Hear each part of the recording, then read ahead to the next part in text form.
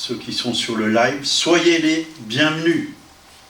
Donc les signes de la Pentecôte, c'est le message que je vais vous apporter ce matin. Et c'est vrai qu'il y a des signes, si vous prenez les Actes des Apôtres au chapitre 2, la Pentecôte, il y a des signes. Donc le jour de la Pentecôte, c'était 50 jours après la résurrection de Jésus-Christ. C'était pendant ces 50 jours que les disciples de Jésus ont été convaincus que le Christ était ressuscité des morts. D'ailleurs, il leur est apparu plusieurs fois aux disciples, et ils étaient même à un moment 500 à qui il est apparu. Et Jésus n'a pas changé, il peut aussi nous apparaître. Il y en a qui ont vu le Seigneur, plusieurs personnes ont vu le Seigneur. Mais on sait qu'il est là parce que sa présence est en nous. On sait qu'il est vivant, qu'il est ressuscité. Le Saint-Esprit est là.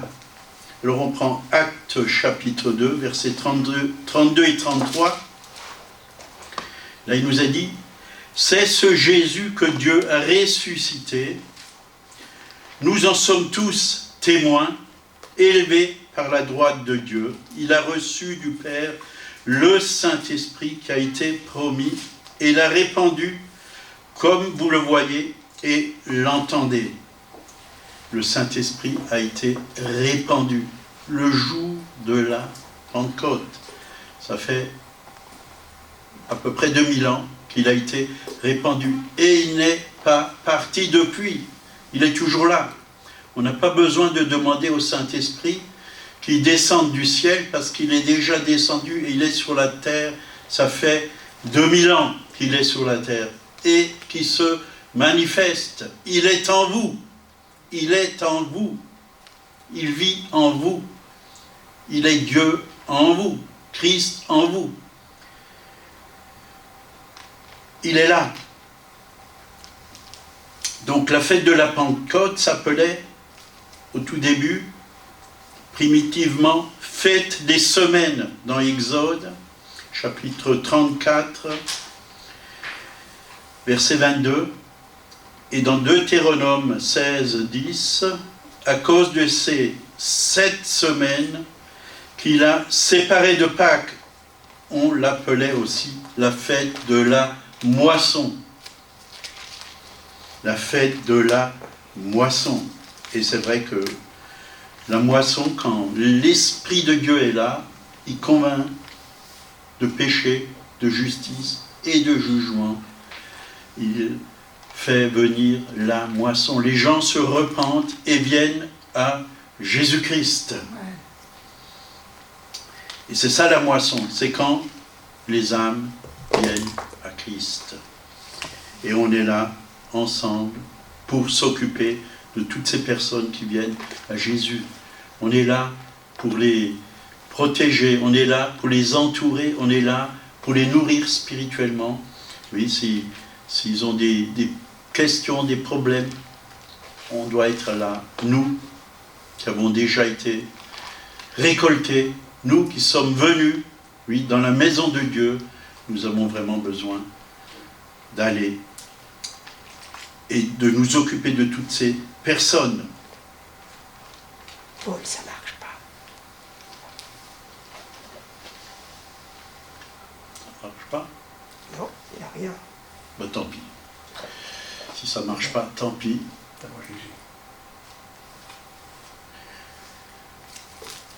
Déjà la dernière fois ça marchait pas. Bah, parfois il y a des problèmes techniques. Ça peut arriver. Il y a la vidéo. Voilà. C'est déjà pas mal. Vous pouvez voir la vidéo. Donc,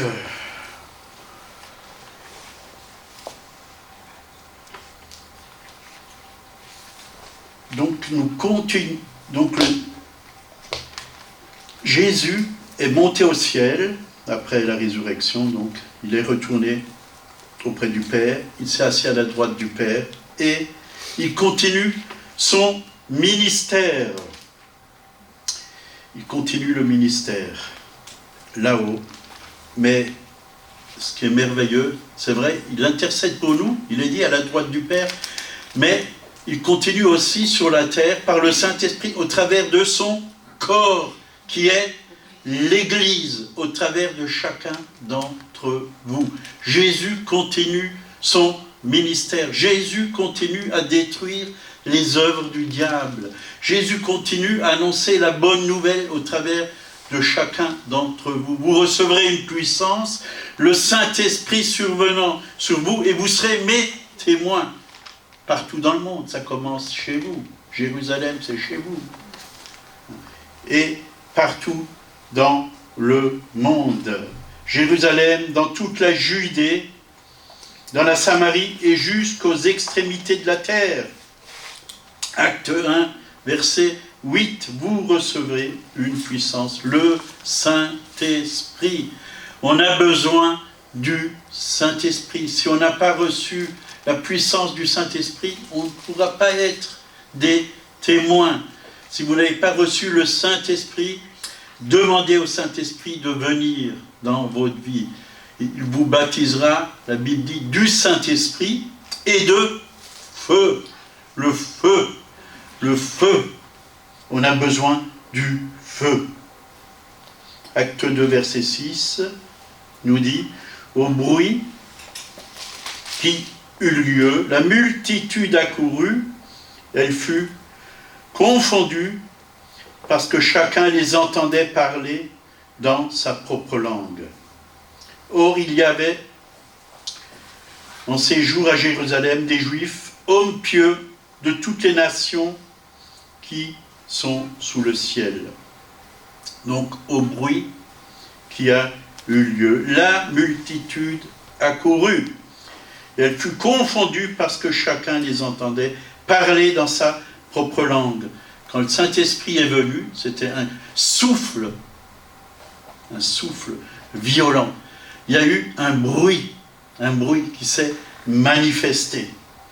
Et qu'est-ce qui s'est passé? Dieu a rempli chacun et chacune.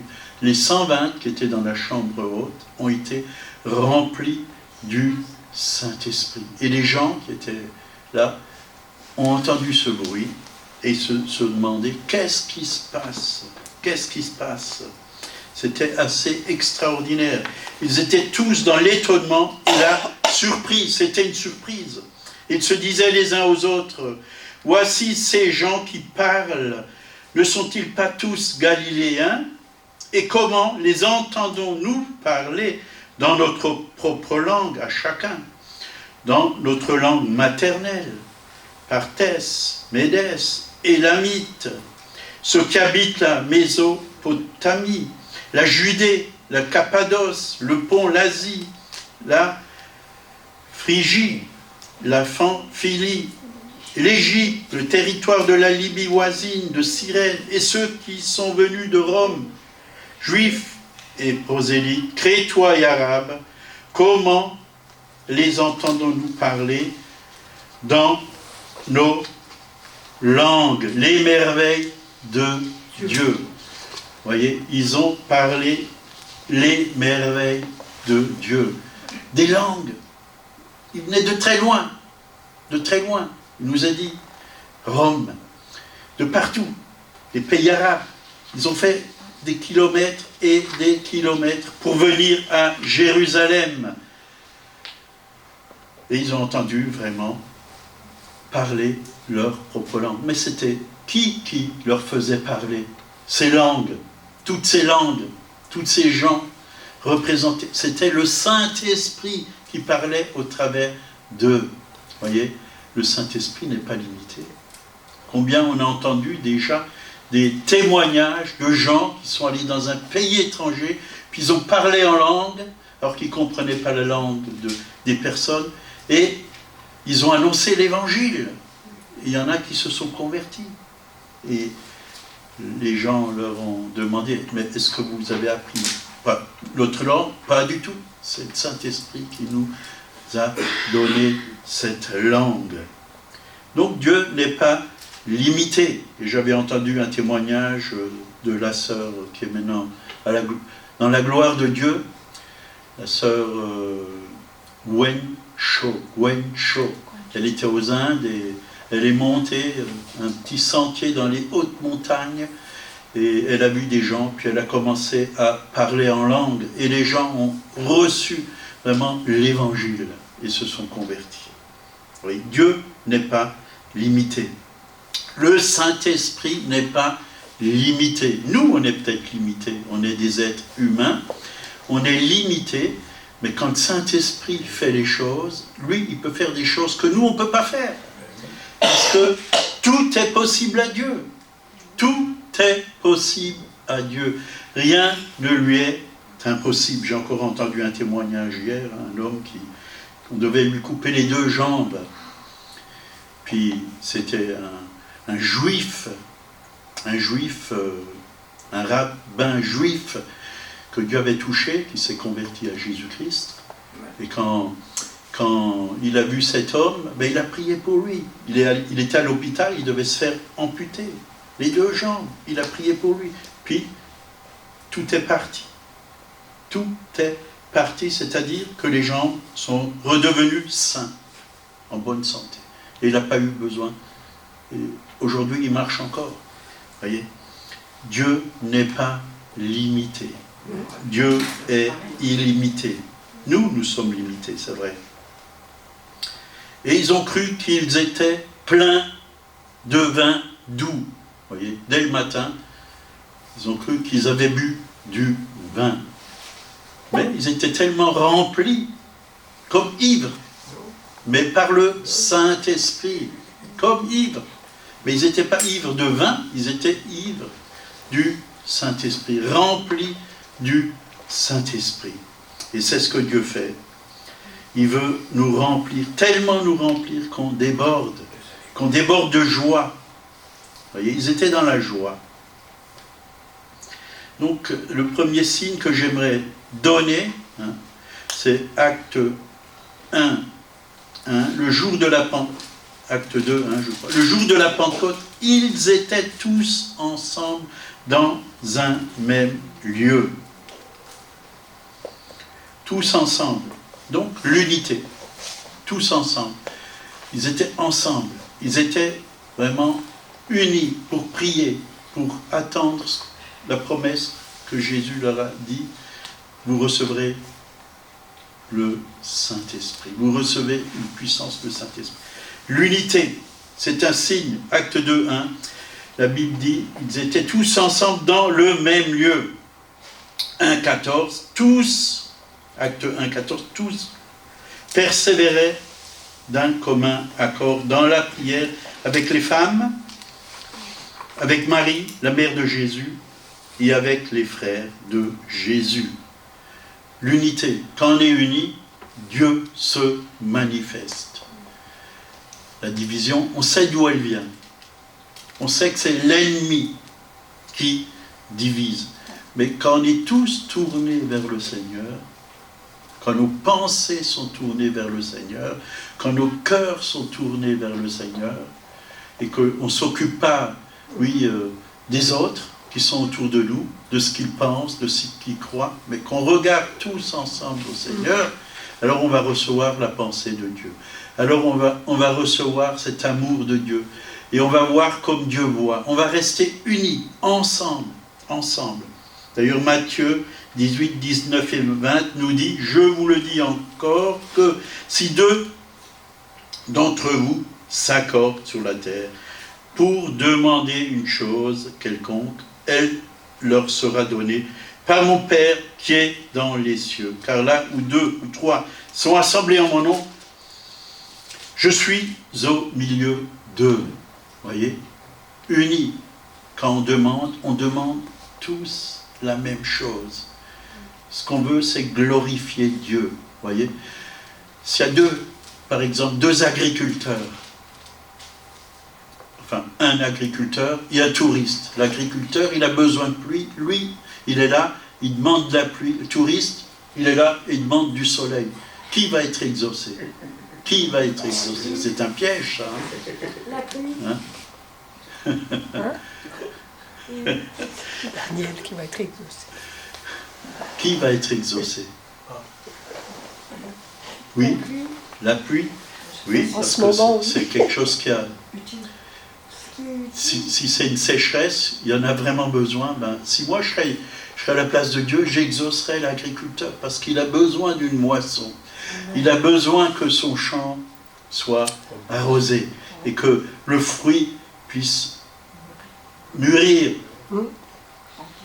Le touriste, ben, il peut aussi attendre. Hein. Quelques jours, il peut se balader en parapluie, il n'y a pas de problème. Parce qu'il n'est pas à la place de moisson. Voilà, ce signifie qu'ils étaient ensemble comme un seul corps, un seul esprit et un seul but. L'espoir de voir s'accomplir la promesse de Dieu. Donc dans les actes, le mot ensemble revient souvent, il est tellement précieux.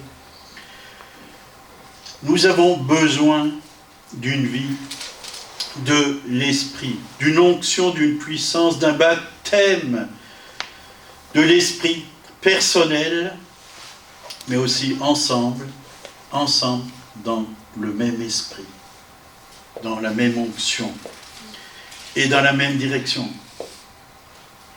On a besoin d'être plongés ensemble dans la présence de Dieu, collectivement immergés dans l'Esprit Saint, renouvelés dans la présence du Saint-Esprit. Et ça s'accomplit quand on est dans la louange, comme ce matin. Si chacun participe à la louange, ouvre son cœur, adore, loue le Seigneur, alors le Saint-Esprit peut vraiment se manifester en chacun et en chacune. Acte 2, 42, il persévérait dans l'enseignement des apôtres, dans la communion fraternelle, dans la fraction du pain et dans les prières. Vous voyez, ensemble, avec un S, ils persévéraient ensemble. Ensemble. On a besoin d'être ensemble. Une église doit grandir ensemble. Parce qu'on est un corps. On est un corps. Hein, on ne peut pas dire un pied qui va grandir plus que l'autre. On va boiter. Mais le corps, il a besoin de grandir ensemble. Les deux pieds ont besoin de grandir ensemble. Et on a besoin vraiment du Saint-Esprit. La croissance spirituelle, croître dans la connaissance de Dieu, ensemble. Et on ne peut pas aller trop vite. Parfois le Seigneur me dit, va pas trop vite. Tu as reçu des choses, c'est pour toi. Apporte ce que les autres ont besoin. Apporte pour la croissance. Et quand l'Église est mûre, on peut donner plus. Il y a des étapes dans la vie spirituelle. On ne peut pas dire à un bébé, tiens, mange un beefsteak. Ben, il va mourir. Il ne va pas supporter. Ça sera trop... Il n'a pas encore de dents. Ouais. Il ne pourra pas le digérer. Ben, c'est pareil avec l'Église. L'Église doit aller vers la maturité. Vers la maturité. Il faut prendre soin des nouveau-nés. Actes 2, 46 et 47, ils étaient chaque jour tous ensemble. Vous voyez encore le mot ensemble. Assidus au temple, ils rompaient le pain dans les maisons et prenaient leur nourriture avec joie et simplicité de cœur. Vous voyez, ensemble, ensemble. Verset 47, louant Dieu et trouvant grâce auprès de tout le peuple. Et le Seigneur ajoutait chaque jour à l'Église ceux qui étaient sauvés. Voilà, c'est ces temps-là que nous devons revivre. Parce que Dieu veut qu'on soit unis. Dieu veut qu'on puisse vraiment remporter des victoires ensemble dans la prière. Et Dieu veut ajouter ceux qui sont sauvés. Pas une personne par an, mais chaque jour. C'est le même Dieu que dans les actes des apôtres. C'est le même esprit qui convainc de péché que dans les actes des apôtres. On a besoin de retrouver cette dimension. Ensemble. Ensemble. L'unité. Quand on est uni, on peut faire de grandes choses. Quand on est divisé, chacun a sa pensée, chacun a sa vision, et quand il y a division, ça fait une division. On a besoin de rester ensemble, unis. Acte 4, verset 32. La multitude de ceux qui avaient cru n'était qu'un seul cœur et une seule âme. Un seul cœur et une seule âme. Voyez, pourquoi? Ils avaient tous la pensée de Christ. Ils avaient tous la même vision. C'est que le monde puisse connaître Jésus. Ils étaient là pour apporter la bonne nouvelle. C'était ça. Ils étaient là pour le glorifier Dieu, pour le louer, pour l'adorer, pour l'aimer, pour écouter la parole, pour grandir et faire sa volonté. Deuxième signe, le vent. Le vent. Il y en a en ce moment. Hier, j'étais dans le jardin, j'ai planté mes tomates, mais il y avait du vent, il fallait que j'attache les tomates. Il y avait du vent, mais il y avait aussi de la pluie. Le vent, en hébreu, roua, vent, souffle, esprit. Le même mot que l'esprit qui veut dire souffle, souffle. Dans Ézéchiel 37, qui parle du Saint-Esprit comme étant le vent. Voici la promesse que l'on trouve dans Ézéchiel 37, verset 14. Je mettrai mon esprit en vous et vous vivrez. Je mettrai mon souffle en vous, mon vent, mon esprit et vous vivrez. On veut vivre. On veut vivre. Dieu, comme on l'a entendu ce matin par la bouche de notre sœur, qui est à la louange, Brunette, que Dieu a écrit sa parole, sa loi dans nos cœurs. Dieu a écrit sa loi dans nos cœurs par le Saint-Esprit. Jésus a parlé avec Nicodème au sujet de la nouvelle naissance. Dans Jean 3, verset 8, il dit « Le vent souffle », voyez, le vent souffle où il veut et tu entends le bruit. Tu entends le bruit. Moi, j'entends souvent le bruit puisqu'on est, dans les hauteurs et on entend souffler. Parfois, on se demande même si les tuiles ne vont pas s'envoler, quoi. Tellement que ça souffle fort. Mais tu ne sais d'où il vient, ni où il va. Il en est ainsi de tout homme qui est né de l'Esprit. On ne sait pas où Dieu va nous conduire. À partir du moment où on donne notre cœur à Jésus, on ne sait pas où Dieu va nous conduire. Si on marche par l'Esprit, on sera conduit par le Seigneur. Et c'est lui qui nous conduit comme il veut et où on veut. Combien de fois il m'est arrivé de penser, tiens, il faut que j'aille ici. Il faut que j'aille là.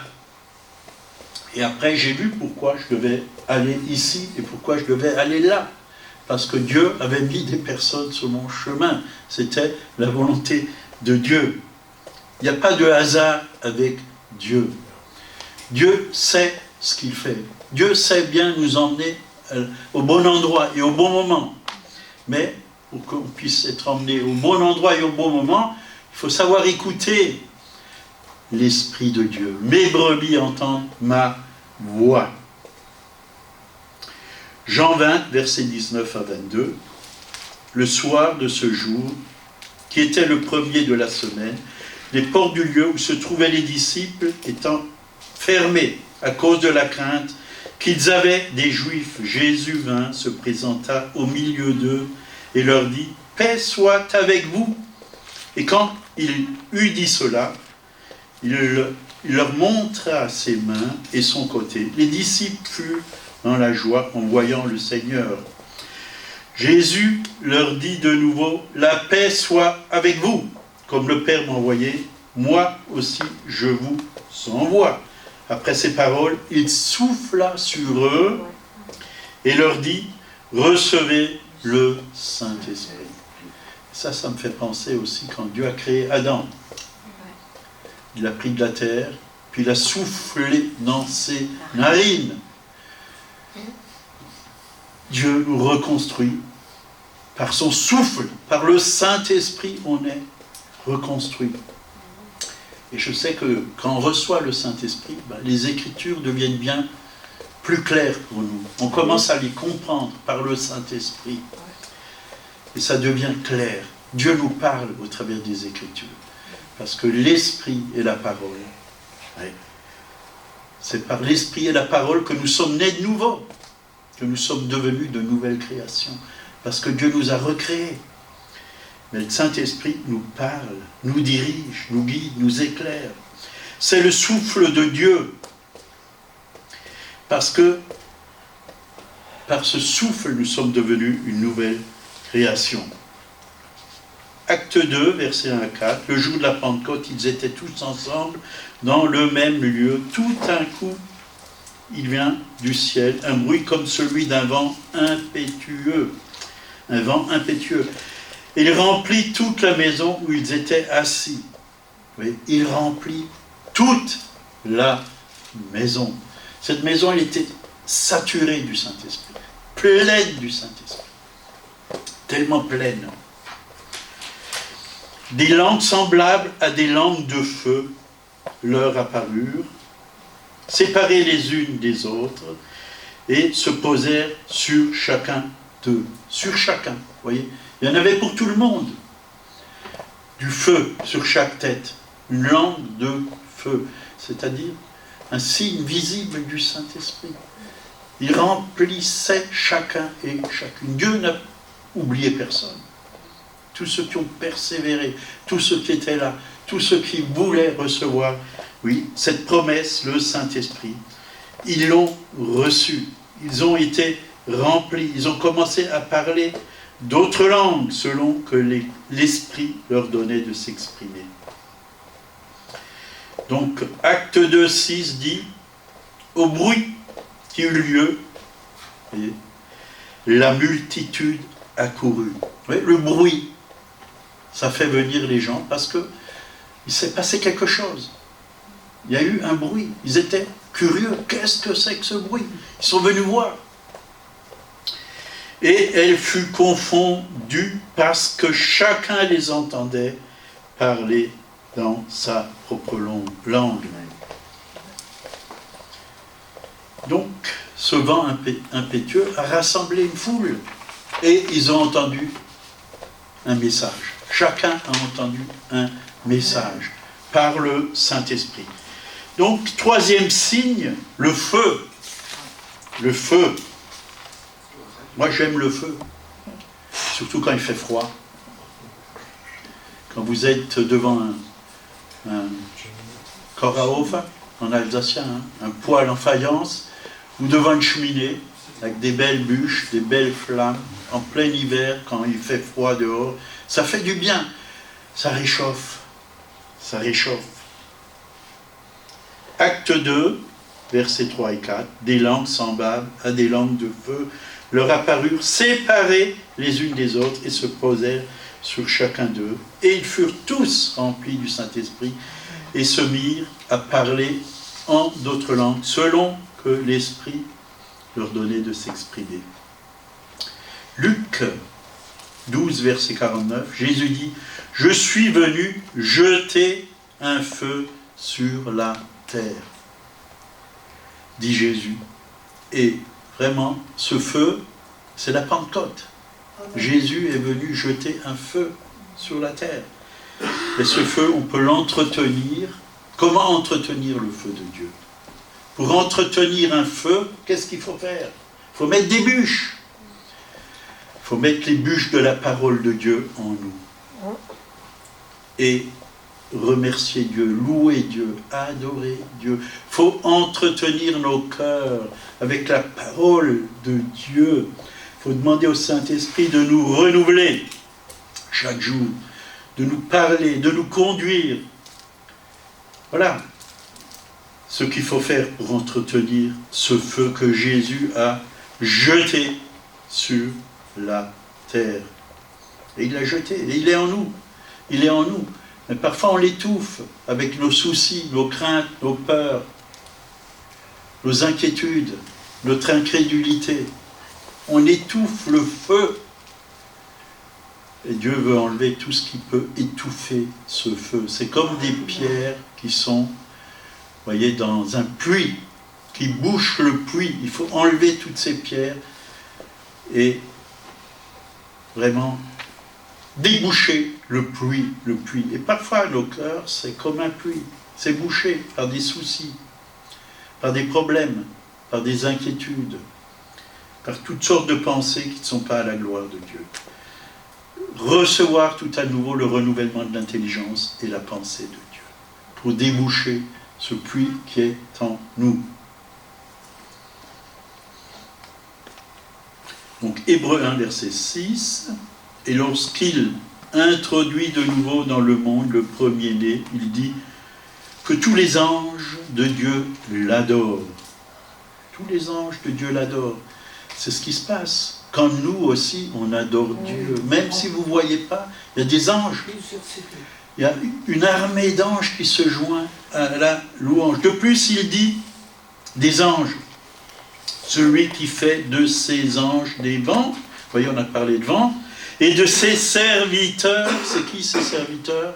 Est-ce qu'il y en a ici? Des flammes de feu. Des flammes de feu. Alléluia. Voilà ce que Dieu veut, que vous soyez des flammes de feu. Que vous embrasez ce monde avec la bonne nouvelle de l'Évangile, avec le feu de Dieu. Que personne ne peut arrêter, que personne ne peut étouffer. C'est arrivé. Il y a eu des personnes qui sont passées devant une église. Qu'est-ce qu'ils ont vu? Du feu. Du feu. Ils ont cru qu'elle brûlait. Ils ont téléphoné aux pompiers. Les pompiers sont venus. Mais c'était pas le même feu. C'était le feu du Saint-Esprit. Les murs n'ont pas été consumés. Les portes n'ont pas été brûlées, ni le plafond. Même pas les gens. Les gens étaient consumés par le Saint-Esprit. Embrasés du Saint-Esprit. C'est arrivé plusieurs fois. Donc Matthieu 3, versets 11 et 12. Moi, je vous baptise d'eau pour vous emmener à la repentance. Donc c'est Jean-Baptiste qui parle. Mais celui qui vient après moi, donc c'est Jésus, est plus puissant que moi. Et je ne suis pas digne de porter ses souliers. Lui, il vous baptisera du Saint-Esprit et de feu. Du Saint-Esprit et de feu. Vous avez peut-être été baptisé du Saint-Esprit, mais Dieu veut vous baptiser aussi de feu. C'est-à-dire que le feu, il va brûler en vous tout ce qui n'est pas à la gloire de Dieu. Demandez le baptême de feu. Moi, un jour, j'ai demandé le baptême de feu, et j'ai senti ce feu, vraiment, me brûler à l'intérieur, au plus profond de mon être. Et j'ai su qu'il s'est passé quelque chose, que Dieu a enlevé des choses qui étaient à l'intérieur de moi, qui n'étaient pas à sa gloire. Une onction nouvelle. Il a son vent à la main, il nettoiera son air, il amassera son blé dans le grenier, mais il brûlera la paille dans le feu qui ne s'éteint point. Donc Jean-Baptiste baptisait dans une rivière d'eau froide, mais Jésus baptise du Saint-Esprit et de feu. L'évangile est un évangile de feu. Ils font la glace du péché. On ne peut pas apporter l'évangile comme ça, en étant tiède. C'est impossible. L'évangile doit être apporté avec la vie, avec le feu, avec cette assurance que Dieu nous a donnée, cette onction fraîche que Dieu a mis en nous. Et quand l'évangile est apporté avec le feu, les gens vont voir que oui, c'est vrai. Il a de l'assurance, il y a quelque chose en lui que moi, je n'ai pas. Et c'est ce qui s'est passé dans ma vie quand j'ai rencontré cette jeune fille à Nîmes sur un banc, j'étais sur un banc.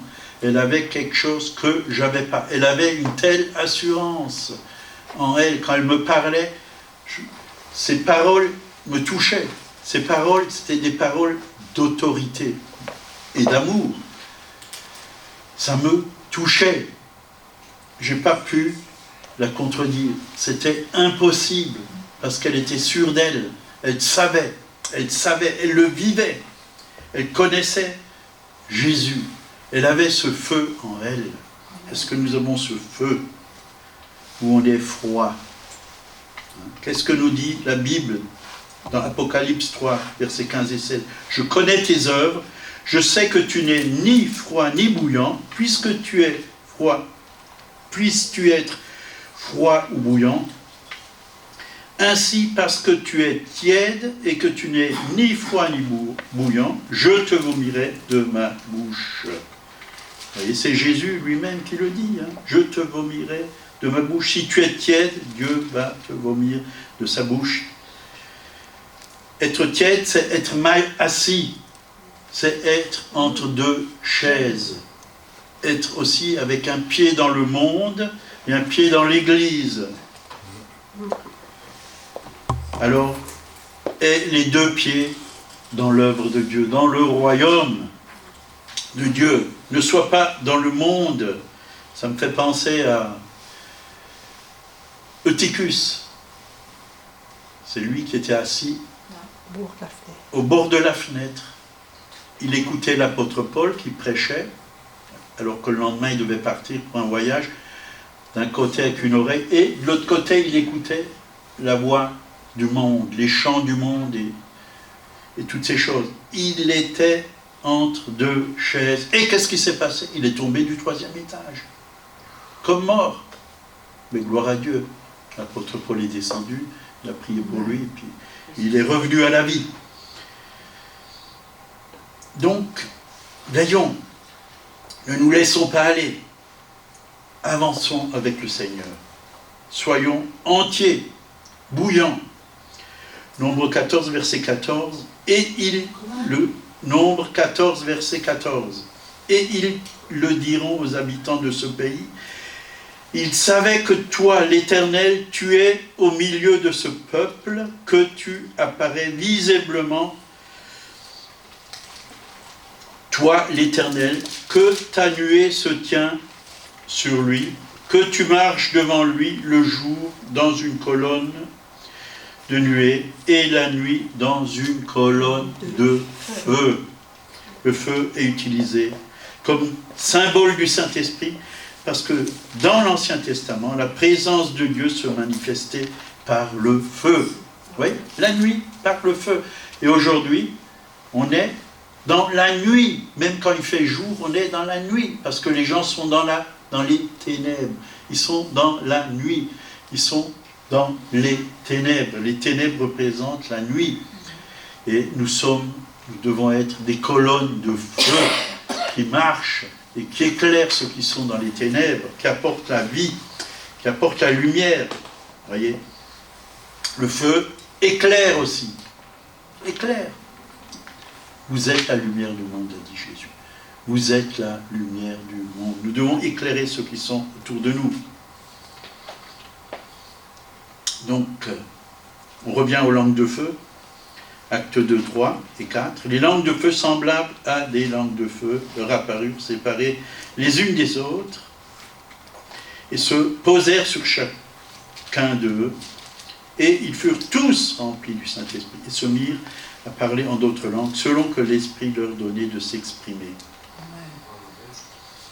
Donc le Saint-Esprit envoyé par Jésus apparut au milieu du feu. Dieu œuvre par le feu du Saint-Esprit. Donc, soyez brûlants, soyez bouillants, ayez du zèle et non de la paresse. Ranime les dons qui sont en toi. Pourquoi les ranimer? Parce que elles veulent... Parfois, ça s'éteint parce qu'on ne pratique plus. On n'écoute plus le Saint-Esprit, on ne vit plus, les craintes prennent le dessus, la chair prend le dessus. Le feu brûle tout ce qui est indésirable. Vous voyez, aujourd'hui, les méthodes de purification les plus parfaites, connues des hommes, c'est quoi? Le feu. Le feu. Qu'est-ce qu'on fait avec vos déchets? Tout ce que vous mettez dans la poubelle, les éboueurs passent, ils emmènent ça où? À la déchetterie. Ils mettent tout dans le feu. Dans le feu. Tout est incinéré. Donc le Saint-Esprit habite notre vie. Il consume le péché en nous par le feu. Jérémie 23, verset 29. Ma parole n'est-elle pas comme un feu? Ma parole n'est-elle pas comme un feu? Voyez? Ça doit brûler. Ça doit sortir de nos bouches comme un feu. Un feu. Dit l'Éternel, et comme un marteau qui brise le roc. Qui brise le roc. Parfois, on est dur intérieurement. Mais Dieu a besoin de prendre le marteau qui brise le roc pour enlever la dureté, pour enlever ce cœur dur et pour nous donner vraiment la vie. La vie. Le feu éclaire, le feu du Saint-Esprit éclaire nos vies. Psaume 119, verset 15. Ta parole est une lampe à mes pieds et une lumière sur mon sentier. Le feu réchauffe lorsque nous sommes remplis du Saint-Esprit. Nous sommes bouillants pour le Seigneur. Nous avons du zèle surnaturel. Nous avons envie de prier, de témoigner, d'annoncer l'Évangile. Donc le feu symbolise la puissance. Vous recevrez une puissance. Le Saint-Esprit survenant sur vous, et vous serez mes témoins, à Zimmerbach, à Turkheim, à Weilbach, à Viroval, partout où vous allez. Vous emmenez ce feu. Vous emmenez ce feu. Voilà, on va arrêter là. L'heure tourne. J'aurais beaucoup de choses à dire encore. J'ai encore 5 pages, mais ce sera pour une autre fois. On va prier. Seigneur, merci. Pouvez vous lever si vous voulez. Merci Seigneur pour ton esprit qui se manifeste ici, dans ce lieu. Merci pour ce message. Oui, ce que nous avons écouté, Seigneur, tu désires que chacun et chacune soit rempli du Saint-Esprit et de feu. Nous te demandons ce matin encore de brûler, oui, de nos vies tout ce qui n'est pas à ta gloire, Seigneur. Oui, que le feu, oui, consume, enlève tout ce qui n'est pas de toi, que vraiment tous les scories, toutes sortes de pensées inutiles, toutes sortes de choses qui sont en nous, qui ne sont pas à ta gloire, soient embrasées, brûlées, purifiées. Purifie-nous par ton esprit, Seigneur. Que nous puissions avoir du zèle et non de la paresse. Que nous puissions être des témoins vivants. Parce que tu ne nous as pas baptisés du Saint-Esprit seulement pour que nous puissions te louer, t'adorer, mais plus que ça encore, que nous puissions t'obéir et aller. Tu as dit, vous recevrez une puissance, le Saint-Esprit survenant sur vous, et vous serez mes témoins aussi pour être des témoins. Enlève la peur, oui, que nous avons pour aller témoigner quand tu nous demandes de témoigner, Seigneur. Enlève la peur, oui, par ton feu, brûle les peurs, brûle les craintes, Seigneur. Oui, merci Jésus, de nous embraser encore ce matin. Au nom de Jésus, Amen. Amen. Amen. Que Dieu vous bénisse, passez une bonne journée. Amen.